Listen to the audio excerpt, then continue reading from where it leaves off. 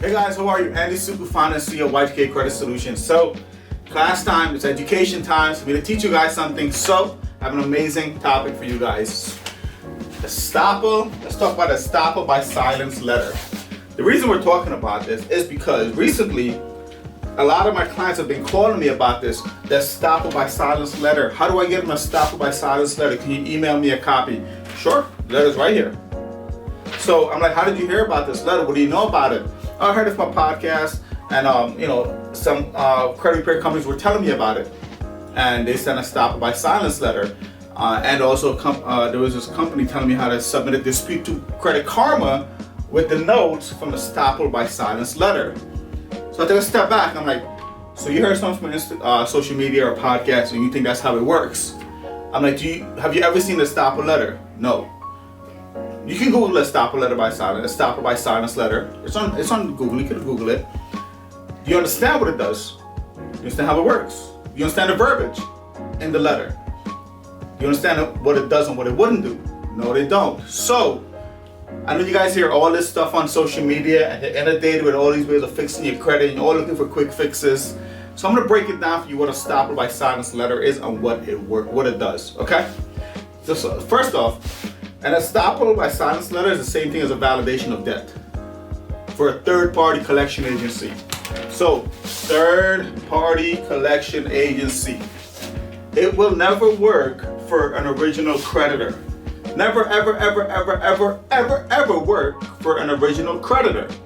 So now, what Estoppel by Silence letter does is for the third-party collection agency, what you're doing is sending a letter under the U.S. Code 15 UCS 1692 and 15 UCS 1692F. That's a validation law, right? What you're doing is asking the collection agency to validate this debt, send you documents, send you an assignment, send you a contract that you sign for this debt, send you documents showing that they have rights to collect on this debt, right? Now, if you've seen my previous videos, you looked at our YouTube channel, I spoke about third-party debts, validation of debt, and how they come off your credit report. This is just a band-aid that you're doing. This is what all this is a band-aid. It's not really fixing anything. And to be honest with you, 95% of the collection agency that will come off your credit report will go right back to the, okay, so let me draw this for you guys. I'm gonna break it down 10 steps further for you guys. We have the original credit. Let's use Apple credit card, right? You guys all have Apple credit card. You ever heard about it? Apple. CD stands for credit card, okay? You had this card with a credit limit of $5,000, right? Now, you had the card for 2 years, 24 months. And you paid on time, POT, paid on time, right? We're gonna abbreviate. Paid on time for 24 months. Then COVID happened.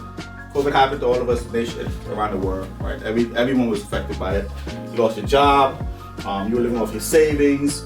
You try to pay it, and you try to maintain the payment. You try to keep up with your monthly payments just because you want to keep your relationship with the bank and you want to keep the card, right? But we know a lot of us couldn't do that through COVID because we have a lot of other expense and obligations to resolve, right? So let's say we're gonna do a 12-month. This is 12 months, okay? 1, 2, 3, 4, 5, 6.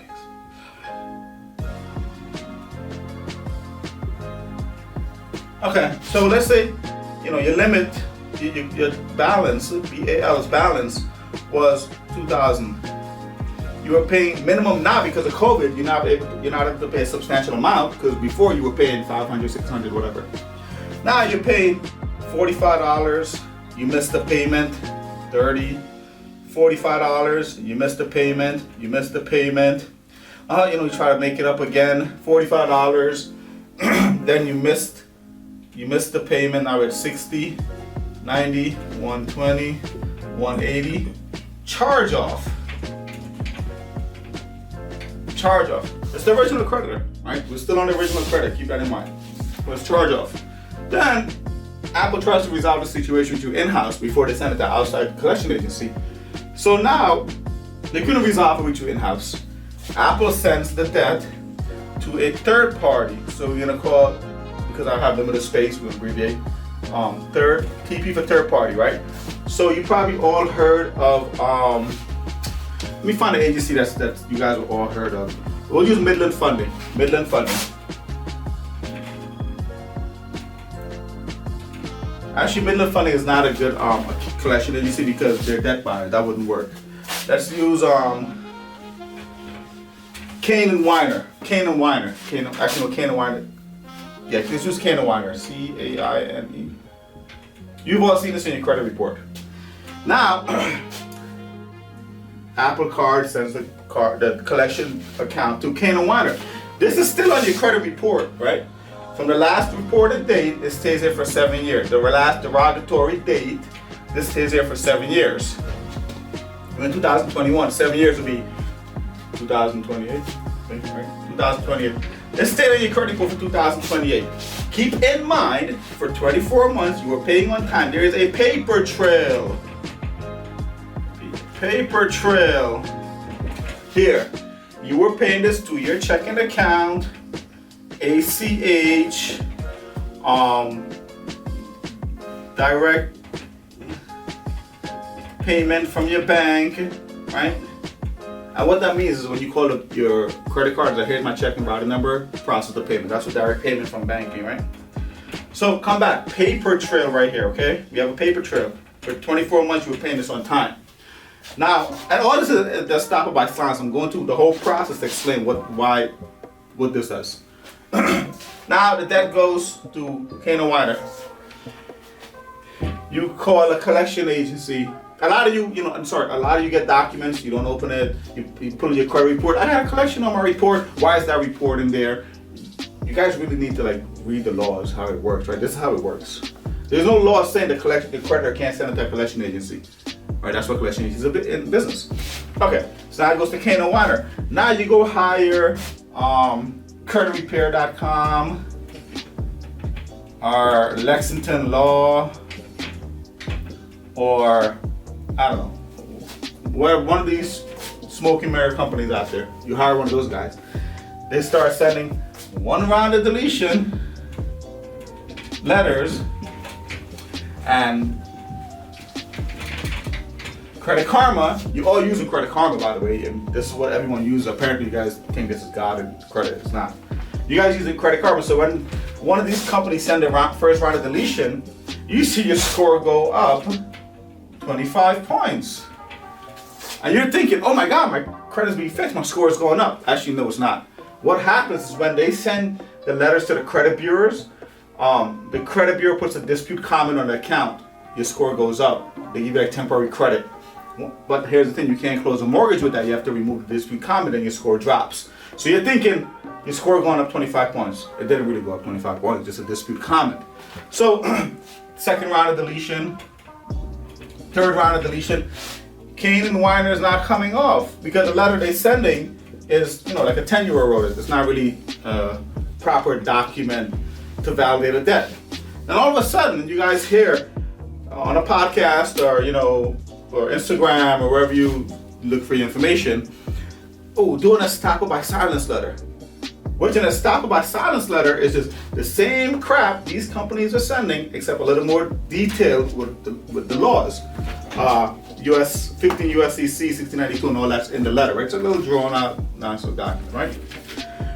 All this is doing is, and what they're saying here is correct. The collection agency has no documents to report on your credit report. They don't have any assignment because they don't own the debt. They're servicing the debt on behalf of Apple. Servicing the debt. They don't own the debt. So of course, once Kane and Weiner gets this, they have 30 days, then you follow up with a second letter. It tells you in here what to do. And that Kane and Weiner comes off your credit report. You're thinking, whoop-de-doo, I fixed my credit. No, you didn't. Because the debt goes back to, because they don't have the legitimate document, because they don't own the debt, they're just servicing the debt. Apple is just paying them a monthly fee to call you 11 times a day. That's all they're doing to collect the debt. That's all they're doing. So by law, they have to come off your credit report. So far, yes, they have to come off. They're going to come off your credit report. They're going to go back to Apple. Now, 3 to 6 months later, Apple is going to send this debt to another agency, but this time it may be a debt buyer that is able to do judgments and freeze your bank account, which would be Midland, LVNV, MCM, these companies. Now, when you get to these companies will do skip tracing on you. What skip tracing is behind the scenes. That's what you'll see on the inquiry done by Midland, LVNV, MCM, but it's not a hard inquiry, it's a soft inquiry, because they're looking to see if you're paying your other debts. That's where the negotiation comes in on this. Anyway, the point is, back to the letter. Kate Warner comes off your credit report. You think, oh my God, I fixed my credit. That goes back to Apple. Apple comes back to a new agency in 3 to 6 months later. All this is doing is band-aiding your credit report. All this is doing is band-aiding. It does not work 100%. Now, 95% of the time it's not gonna work, and that's a guarantee.